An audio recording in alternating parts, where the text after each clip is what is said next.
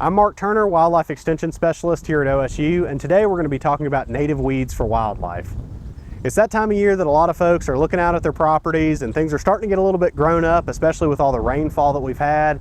And a lot of folks are starting to hook up the bush hog to clean things up. And although there certainly are objectives where that can be important, don't overlook the value of native weeds or broadleaf plants that we commonly refer to as forbs for various wildlife species.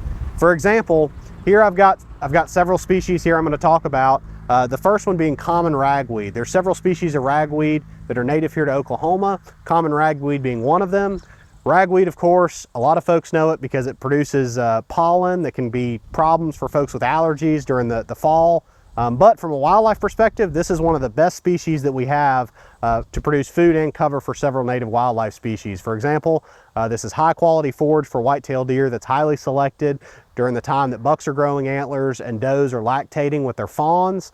It also produces a seed that's relished by several species of birds, including northern bobwhite.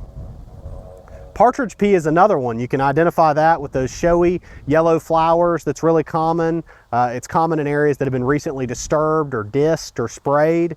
Partridge pea is an excellent deer forage plant, and again, based on the name, you might infer that it's eaten by birds. One of those being bobwhite. This is one that during the winter time is an important food plant for bobwhite.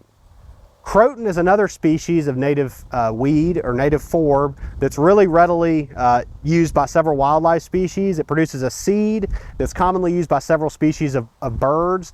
Another name for this plant is actually doveweed. And so as you might infer based on that name, doves actually really readily use these seeds. And so if you're interested in dove hunting and you find a patch of croton on your property, you might consider leaving it until dove season, and after it's matured, then go ahead and mow it.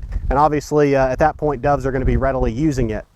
And then finally, Desmodium is another weed that's commonly used by wildlife that's really common in several systems in Oklahoma. It's more commonly known as Beggars Lice.